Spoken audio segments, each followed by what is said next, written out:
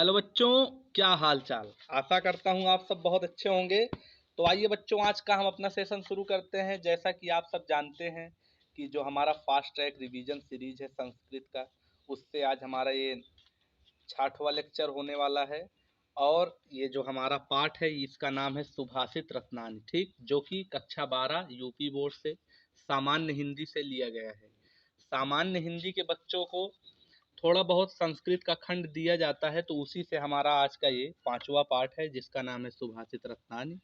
तो देखिए, आइए इसको शुरू करते हैं। बाकी ये जो हमारा पाठ है ये मोस्ट इम्पॉर्टेंट चैप्टर है यूपी बोर्ड से। संस्कृत खंड से इससे क्वेश्चन लगभग लगभग 100% हर साल आते रहते हैं, ठीक। तो ये जो पाठ है हमारा, अगर आप पूरी संस्कृत का कुछ नहीं पढ़ के सिर्फ यही पाठ पढ़ें तब भी आपको नंबर मिलने की पूरी गारंटी रहती है। तो ये चैप्टर एकदम ध्यान से सुनिएगा और पढ़िएगा भी, ठीक। तो आइए शुरू करते हैं बच्चों। तो देखिए, हमारे पाठ का नाम क्या है, सुभाषित रत्नानी। तो सुभाषित का मतलब क्या होता है, जो हमें आनंद प्रदान करे, ठीक, जो हमें खुशी दे, आनंद दे, ठीक है। और रत्नानी का मतलब क्या होता है, रत्न, कि सुंदर भाषा के रत्न, ठीक है। और सुंदर भाषा हमको रत्न कैसे देगी। अब भाषा है तो रत्न से क्या मतलब है, तो भाषा का रत्न से यह तात्पर्य है कि जैसे संस्कृत भाषा हमारी देववाणी कहलाती है, तो वो हमें अपने सुंदर विचार से हमको अपने रत्न प्रकट करती है, ठीक है। तो पाठ का हमारा अर्थ, पाठ के नाम का अर्थ क्या है, सुंदर भाषा के रत्न, ठीक। तो आइए इसको हम शुरू करते हैं, ठीक। तो देखिए, भाषा सुमुख्या मधुरा दिव्या गीर्वाण भारती, तस्या ही मधुरम काव्यम तस्मादपि सुभाषितम। कि भाषाओं में जो मुख्य है, जो मधुर है और जो दिव्य है, ठीक, वह क्या है, गीर्वाण भारती देववाणी संस्कृत कहलाती है, ठीक है। और तस्या ही मधुरम काव्यम, और इसी के समान, तस्या ही इसी के समान मधुर है क्या, इसका काव्य, ठीक। तस्मादपि सुभाषितम, हमारी ये जो भाषा है ये हमको अपने काव्य की मधुरता के साथ आनंद प्रदान करवाती है, ठीक है। तो एक लाइन में इसका अर्थ क्या होगा कि वह भाषा जो सभी भाषाओं में मुख्य है, मधुर है तथा दिव्य है, वह देववाणी संस्कृत कहलाती है। गीर्वाण भारती का अर्थ होता है देववाणी संस्कृत। तस्या ही मधुरम काव्यम, और उसी के समान इसका जो काव्य है वो मधुर है। तस्मादपि सुभाषितम, तथा ये हमको आनंद प्रदान करने वाली भाषा है, ठीक है। आगे देखिए बच्चों, ये जो श्लोक है ये आपके लिए है, ठीक। कि सुखार्थिना कुतो विद्या थिनः सुखम, सुखार्थी व त्याजेद विद्या विद्यार्थी व त्याजेद सुखम, ठीक है। तो देखिए बच्चों, ये हमसे श्लोक क्या कह रहा है कि सुखार्थिना कुतो विद्या, कि जिनको सुख चाहिए उनके लिए विद्या कहाँ है, कुतो अर्थात कहाँ, कि जिनको सुख की प्राप्ति, सुख का भोग करना है उनके लिए विद्या नहीं बनी है। कुतो विद्या सुखार्थिना, और जिनको विद्या अर्जित करनी है, ज्ञान अर्जित करना है, उनके लिए सुख नहीं बना है, ठीक है। तो देखिए, क्या करना होगा अगर हमको सुख चाहिए और अगर हमको विद्या चाहिए, तो अगर हमको सुख चाहिए तो सुखार्थिना व त्याजेद विद्या, कि जिनको सुख चाहिए वो अपने विद्या को क्या करें, त्याग दें, त्याजेद अर्थात त्याग दें। तथा विद्यार्थी व त्याजेद सुखम, और जिनको विद्या चाहिए वो अपने सुख को त्याग दें, ठीक है। तो ये श्लोक हमको यही बताता है कि यदि आपको अपने लक्ष्य की प्राप्ति करनी है तो इस सांसारिक मोह माया से दूर रहिए और अपने लक्ष्य के प्रति सदैव तत्पर रहिए, ठीक है। तो आगे देखिए बच्चों, जल बिंदु निपातेन क्रमशः पूर्यते घटा, सा हेतु सर्व विद्या नाम धर्मस्य च धनस्य च, ठीक है। तो तीसरा श्लोक हमसे क्या कहता है कि जल बिंदु निपातेन, कि जिस प्रकार से जल की बूंदें निपात अर्थात गिरती हैं, ठीक है।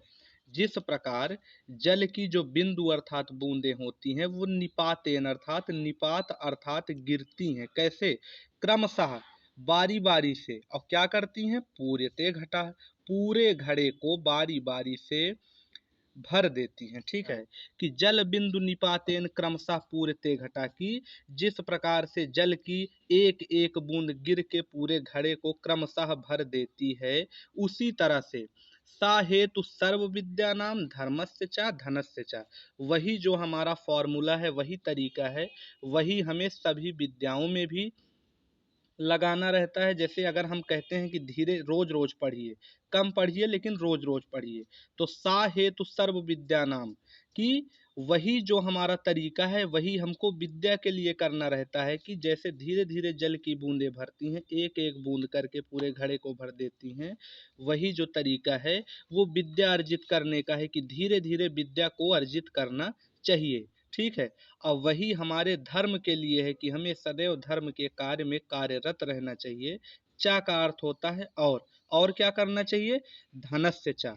और हमें यही तरीका हमको धन भी अर्जित करने के लिए बताया जाता है कि जिस प्रकार से जल की एक एक बूंद पूरे घड़े को भर देती हैं, वही तरीका है हमें विद्या अर्जित करने का, हमें धर्म के कार्य करने का तथा हमें धन अर्जित करने का। ठीक है बच्चों, तो आशा करता हूँ आपको तीसरा श्लोक समझ में आ गया होगा। अब देखिए आगे अगला श्लोक है वो हमसे क्या कहता है कि काव्य शास्त्र विनोदेन कालो गच्छति धीमताम व्यसनेन चा मूर्खाणाम निद्रया कलहेन वा। ठीक है, कह रहा है कि जो व्यक्ति क्या होते हैं, विद्वान होते हैं, उनका जो समय कैसे बीतता है, काव्य के शास्त्र के विनोद में, कि अच्छी अच्छी चीजें पढ़ने में बीतता है। ठीक, कालो गच्छति धीमताम, उनका जो समय है वो इसी में काव्य के शास्त्र अर्थात अच्छी अच्छी चीजों को पढ़ने में उनका कालो गच्छति समय बीत जाता है। परंतु जो मूर्ख व्यक्ति होते हैं, मूर्खाणाम, उनके लिए क्या कहा गया है, वो अपना समय कैसे बिताते हैं, व्यसनेन अर्थात नशा करने में, निद्रया सोने में, तथा कलहेन व कला फैलाने में। कि जो व्यक्ति समझदार या बुद्धिमान होता है उनका जो समय होता है वो काव्य के शास्त्र के विनोद में बीतता है, तथा जो मूर्ख होते हैं वे व्यसनेन अर्थात नशा में और निद्रा और कलह में बिताते हैं। ठीक है। अब देखिए बच्चों, ये जो हमारा है श्लोक 5वें नंबर का, ये मोस्ट इम्पॉर्टेंट है। तो इसमें बताया क्या गया है कि न चौर्यहार्यम न च राजहार्यम न भ्रातृभाज्यम न च भारकारी व्यये कृते वर्धते व नित्यम विद्याधनम सर्वधनम प्रधानम।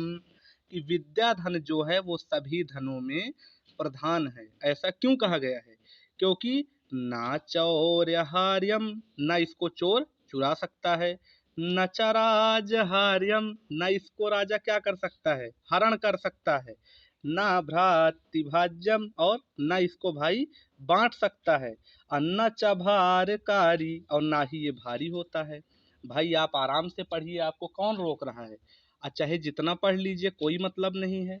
और व्यय कृते वर्धते एव नित्यम, और इसको जितना व्यय अर्थात खर्च करेंगे ये क्या करेगा, वर्धते अर्थात बढ़ता रहेगा, एव नित्यम एक समान, रोज जितना आप विद्या को खर्च करेंगे वो प्रतिदिन बढ़ता रहेगा। इसीलिए विद्या धन क्या है, सभी धनों में प्रधान है। ठीक है। अब आगे देखिए परोक्षे, ये देखिए ये जो श्लोक है ये आपके कुछ मित्रों के लिए कहा गया है। ठीक, जो थोड़े कलेकार टाइप के होते हैं। तो देखिए कहा क्या गया है कि परोक्षे कार्य हंतारम प्रत्यक्षे प्रियवादिनम वर्जये तादृशम मित्रम विषकुंभम पयोमुखम। की परोक्षे कार्य हंतारम, जो आपके कार्य को आपके पीठ पीछे क्या करते हैं, बेकार करते हैं। ठीक है, आपके कार्यों को नष्ट करते हैं। परोक्षे अर्थात पीठ पीछे, कार्य को हंतार अर्थात नष्ट करते हैं। ठीक है। और प्रत्यक्षे प्रियवादिनम, और आपके सामने आपके प्रत्यक्ष बड़ी प्रियवादिनम अर्थात बहुत प्रिय बातें करते हैं। कि पीछे से कहेंगे यार वो ठीक नहीं है, आगे से कहेंगे कि जो हैं आप ही हैं। तो उनको क्या करना चाहिए, वर्जये तादृशम मित्रम, ऐसे मित्र को वर्जये अर्थात वर्जित अर्थात त्याग देना चाहिए। ठीक, ऐसे दोस्तों ऐसे मित्र को वर्जयेत अर्थात त्याग देना चाहिए। ठीक है। क्यों, क्योंकि ये किस प्रकार होते हैं, विष कुंभम पयोमुखम, जिस प्रकार से विष रूपी घड़े के मुख पर दूध लगा हो, तो यदि आप दूध के चक्कर में पड़ेंगे तो पहले तो दूध रहेगा देखने में दूर से, लेकिन सामने जाएंगे तो उसमें विष रहेगा, वो आपको ही नुकसान करेगा।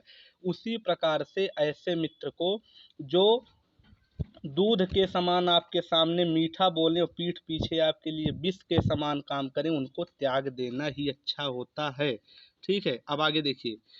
उदेति सविता ताम्रस्ताम्य मस्ते संपत्ति विपत्ति च महकते रूप रूपता। अर्थात देखिए बताया क्या गया है बच्चों कि जब भी सूर्य उदय होगा तो उसका जो रंग होगा वो थोड़े सुनहरे कलर का होगा, और जब वो अस्त होगा तो क्या होगा, तब भी थोड़ा सुनहरे कलर का ही होगा। ठीक, ताम्रस्ताम अर्थात धीरे धीरे, एवं मस्ते जब अस्त होगा तब भी उसका कलर, उसका रंग समान रूप में रहेगा।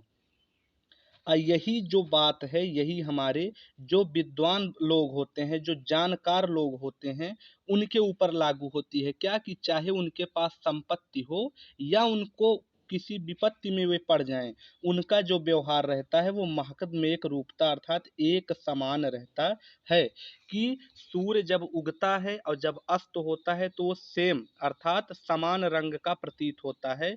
यही जो उसका क्वालिटी अर्थात जो सूर्य की, ये उससे हम क्या सीख सकते हैं कि जब भी हम किसी खुशी अर्थात हम संपन्न हो या किसी विपन्न अर्थात विपत्ति में पड़े हों तो हमको एक समान व्यवहार करना चाहिए। ठीक है, अब देखिए बच्चों, विद्या विवादाय धनम मदाय शक्ति परेशान परिशीर्णाय खलस्य साधु विपरीत मेता ज्ञानाय दानाय चारक्षणाय। ठीक है, तो देखिए बच्चों इसमें क्या बताया गया है कि विद्या विवादाय धनम मदाय शक्ति परेशान परिशीर्णाय, कि विद्या जो है वो विवाद में बीतती है, धन जो है वो किस में बीतता है, मदाय अर्थात नशे में बीतता है, और शक्ति जो है उनकी वो किस में बीतती है, दूसरों को परेशान अर्थात उनको दूसरे को परेशानी में बीतती है, दूसरे लोगों को परेशान करने में बीतती है। किसकी, जो मूर्ख लोग होते हैं। ठीक है,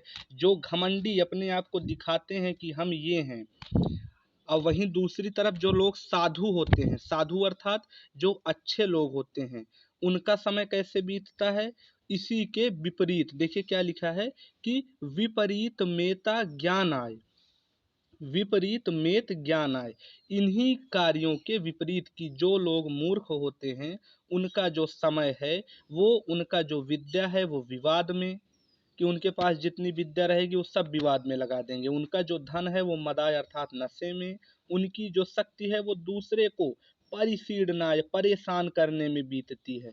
परंतु जो लोग क्या होते हैं, जो लोग बुद्धिमान साधु व्यक्ति होते हैं, उनका इन्हीं के विपरीत समय व्यतीत होता है, कि उनका विद्या दूसरों को ज्ञान देने में ज्ञान आए, दान आए, उनका जो धन है वो दान में, और जो उनकी शक्ति है वो दूसरे व्यक्ति की रक्षा में बीतती है। ठीक है, तो बच्चों अभी हम अपना जो पहला पार्ट है वो यहीं तक रखते हैं, 8 श्लोक तक, वीडियो भी काफ़ी लंबा हो गया है। तो बाकी जो हमारा सेकंड पार्ट है वो हम अपने दूसरे वीडियो में कवर करेंगे, तब तक आप सब इसको अच्छे से पढ़िए। बाकी मिलते हैं अगले वीडियो में। और बाकी देखिए चैनल यार थोड़ा सब्सक्राइब करवा दीजिए, ज़रूरी है भाई। अभी जो हमारा चैनल है ये ग्रोथ में है, तो आप लोग अगर इसको थोड़ा सपोर्ट करेंगे तभी तो ये आगे जाएगा। तो ये एक रिक्वेस्ट है आपके गुरुजी के तरफ से कि अपने चैनल आरएसपी को थोड़ा सब्सक्राइब करवाइए और इसको बढ़ाइए। ठीक है, बाकी अगर कोई दिक्कत हो तो हमको कमेंट बॉक्स में बताइए। तब तक के लिए ओके, बाय।